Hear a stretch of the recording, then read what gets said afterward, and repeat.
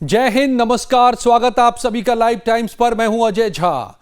क्या Donald Trump के regime change वाले मिशन के आगे अब पुतिन ने ईंट की दीवार खड़ी कर दी है? कल सुबह जब ट्रंप ने ईरान को 30 दिन का अल्टीमेटम दिया तो ट्रंप को लगा कि तेहरान थर-थर कांप उठेगा, लेकिन ठीक कुछ ही घंटों बाद पुतिन का एक संदेश तेहरान पहुंचता है और 12 घंटे में गेम पूरी तरह से बदल जाता है। और इसी बीच अब ड्रैगन की भी एंट्री हो गई है। चीन ने भी ईरान को ऐसा हथियार दे दिया है जो ट्रंप के एयरक्राफ्ट कैरियर के लिए डेथ वारंट बन गया है।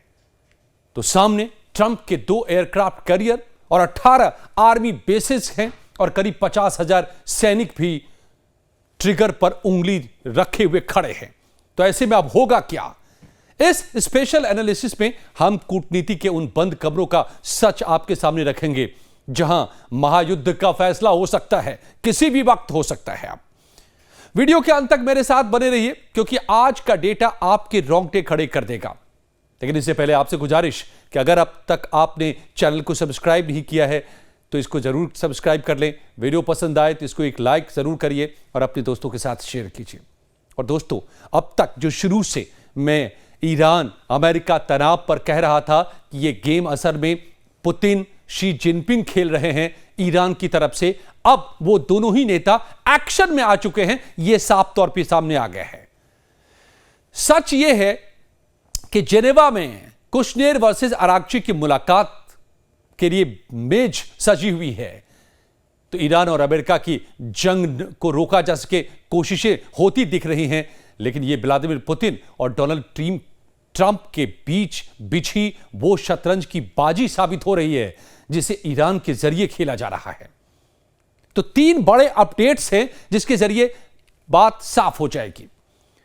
जेनेवा में फेस ऑफ हो रहा है ईरानी विदेश मंत्री अब्बास अरागची और ट्रंप के भरोसेमंद सिपह सलार स्टीव विटकॉफ और उनके दामाद जेरेड कुशनर के बीच ट्रंप की मैक्सिमम प्रेशर पॉलिसी का आखिरी ये डिप्लोमेटिक दांव है, कूटनीतिक दांव है जो अब खेला जा रहा है कि क्या ईरान मान जाएगा, शर्तों पर झुक जाएगा ईरान और समझौता कर लेगा, या फिर ईरान जिस तरह सीना ताने खड़ा है अब सीधी चुनौती देगा, क्योंकि साथ में पुतिन अब एक्टिव हो गए हैं और शी जिनपिंग तो हथियार दे रहे हैं। इससे पहले ट्रंप ने जेनेवा वार्ता नाकाम होने की सूरत में ईरान में खामेनेई की सत्ता को उखाड़ फेंकने की धमकी वाला बयान दिया। ट्रंप की कोशिश है कि ज्यादा से ज्यादा दबाव बनाकर खामेनेई को झुकाकर मनमाना समझौता करने पर उन्हें मजबूर कर दें। लेकिन ठीक इसी बीच जो डेवलपमेंट है वो दूसरी वो ये है कि पुतिन का ईरान के लिए सॉलिडारिटी मैसेज सामने आ गया। रूस ने ईरान के इस्लामिक रिवॉल्यूशन की सालगिरह पर पुतिन का एक निजी संदेश तेहरान भेजा और इस मैसेज में पुतिन ने आधिकारिक तौर पर कह दिया कि वो ईरान की संप्रभुता और सुरक्षा यानी सोवेरेनिटी और सिक्योरिटी की रक्षा के लिए ईरान के साथ खड़े हैं। और इस एक बयान ने ट्रंप के रिजीम चेंज वाले यानी खामेनेई की सत्ता को उखाड़ फेंकने वाले बयान के दबाव को पूरी तरह से खत्म कर दिया। डोनाल्ड ट्रंप के रिजीम चेंज वाले मिशन के आगे पुतिन ने अब ईंट की दीवार खड़ी कर दी है। तो इसका मतलब क्या है? यह सिर्फ एक बधाई संदेश नहीं है जो पुतिन ने तेहरान को भेजा है, बल्कि ट्रंप के रिजीम चेंज यानी कि सत्ता परिवर्तन वाले बयान का यह सीधा जवाब है। पुतिन ने संकेत दे दिया कि अगर ट्रंप ईरान पर अतुलनीय सैन्य शक्ति, जिसका कि इस्तेमाल इस अल्फाज का ट्रंप ने किया है, अगर यह करते हैं, सैन्य शक्ति का प्रयोग करते हैं भारी मात्रा में, तो रूस ईरान के साथ खड़ा होगा और यह यूरेशियन डिफेंस वॉल की तरह अब काम कर रहा है। तो ट्रंप की तलवार यूएसएस गेरार्ड आर फोर्ड और यूएसएस अब्राहम का अल्टीमेटम है। ट्रंप ने अपनी तलवार खींच दी है, यानी यूएसएस गेरार्ड आर फोर्ड को खाड़ी की ओर भेज दिया है। जहाज अब कैरेबियन से निकलकर ओमान की तट की तरफ बढ़ रहा है। संदेश साफ है, स्ट्रैटेजी है कि या तो जिनेवा में मेरी शर्तें मानो, यह ट्रंप का संदेश है, या फिर समंदर में इस विशाल जंगी जहाज का सामना करो। ट्रंप ने इसे इंश्योरेंस बताया है, बीमा बताया है। यानी अगर बातचीत फेल हुई तो युद्ध शुरू होने में देर नहीं लगेगी, और इजराइल भी यही दम भर रहा है। तो फिर जेनेवा में क्या होगा? महायुद्ध का फैसला होगा। कल यानी मंगलवार को जेनेवा में इतिहास की सबसे बड़ी अप्रत्यक्ष वार्ता होने जा रही है। अप्रत्यक्ष वार्ता मैं आपको बता चुका हूं पिछले वीडियो में कि आमने सामने नहीं मिलेंगे। खाई इतनी बड़ी है, दूरियां इतनी बड़ी है, कम्युनिकेशन गैप इतना बड़ा है ईरान और अमेरिका के बीच में कि फिर से एक बार मस्कट के बाद जेनेवा में भी अप्रत्यक्ष वार्ता ही हो रही है। दोनों होंगे तो एक बिल्डिंग में, लेकिन अलग अलग कमरे में दोनों देशों के प्रतिनिधि होंगे, और संदेशवाहक दोनों के बीच में संदेश लेकर एक कमरे से दूसरे कमरे में आते जाते रहेंगे। इस तरह से अप्रत्यक्ष वार्ता होगी। तो खिलाड़ी कौन है? ट्रंप की तरफ से उनके भरोसेमंद, आपको बताया, स्टीव विटकॉफ और जेरेड कुशनर हैं, और ईरान की ओर से विदेश मंत्री अब्बास अराक्ची टेबल पर हैं। अब ट्रंप की मांग है जीरो यूरेनियम एनरिचमेंट के साथ में बैलिस्टिक प्रोग्राम बंद करो और हिजबुल्लाह और हुती को मदद बंद करो। जबकि पुतिन का समर्थन पाकर ईरान ने साफ कर दिया है कि वो अपनी मिसाइलों और रक्षा क्षमता पर कोई समझौता नहीं करेगा, और न ही हिजबुल्लाह और हुती को मदद बंद करेगा। यानी जिनेवा की मेज पर सिर्फ ट्रंप और खामेनेई नहीं टकरा रहे हैं, बल्कि पुतिन और ट्रंप के बीच असली पावर प्ले चल रहा है। ट्रंप चाहते हैं कि ईरान घुटने टेके ताकि उनकी डील मेकर की इमेज बने, लेकिन पुतिन चाहते हैं कि अमेरिका इस युद्ध में फंस कर रह जाए ताकि यूक्रेन से दुनिया का ध्यान हट जाए।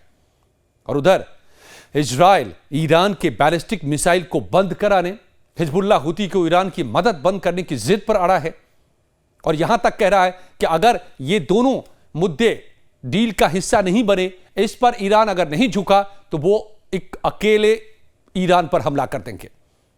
और इसीलिए यही धौंस दिखाने इजरायली सेना ने आज वेस्ट बैंक के पास एक बड़ा सैन्य अभ्यास शुरू कर दिया है।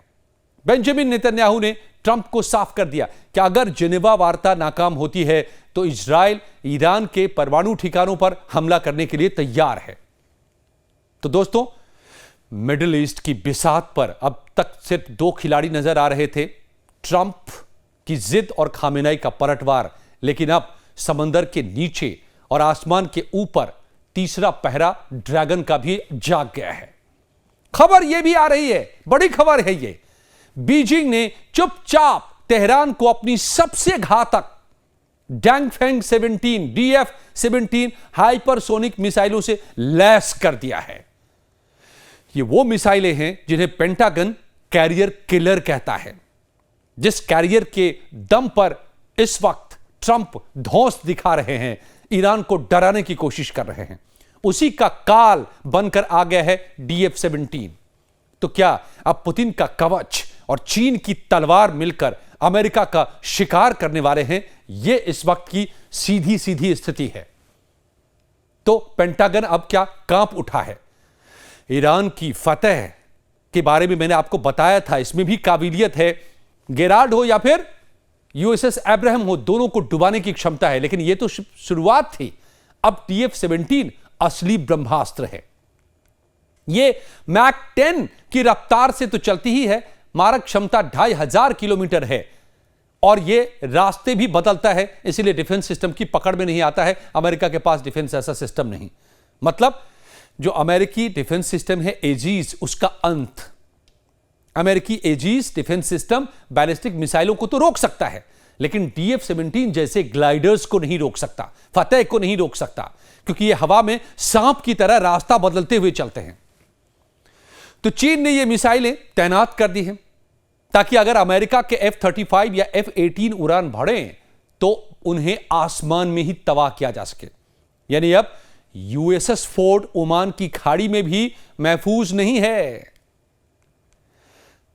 तो चीन का मास्टर स्ट्रोक और ट्रंप का यह जाल, ट्रंप के इर्द गिर्द पुतिन ने ईरान को एक पॉलिटिकल शील्ड दे दिया है, राजनीतिक कवच दे दिया है, और शी जिनपिंग ने हथियार दिए हैं। चीन रूस का मकसद सीधा है, अमेरिका को मिडिल ईस्ट में इतना फंसा दो कि वो यूक्रेन, ताइवान और दक्षिण चीन सागर कहीं कहीं भी देख ना सके। अब ट्रंप की दुविधा क्या है? ट्रंप एक डील मेकर बनना चाहते हैं, वो युद्ध नहीं चाहते, डील चाहते हैं। लेकिन अगर वो पीछे अब हटते हैं तो उनकी इमेज खराब होगी, क्योंकि उनकी शर्तें नहीं मांगी जाती है, तो वो डील भी कैसे करें। और अगर वो हमला करते हैं तो चीन की मिसाइलें उनके अरबों डॉलर के जहाज को डुबो सकती है। और किल जोन का भी अब नया गणित बन गया है, जो मैंने किल जोन आपको पिछले वीडियो में बताया था।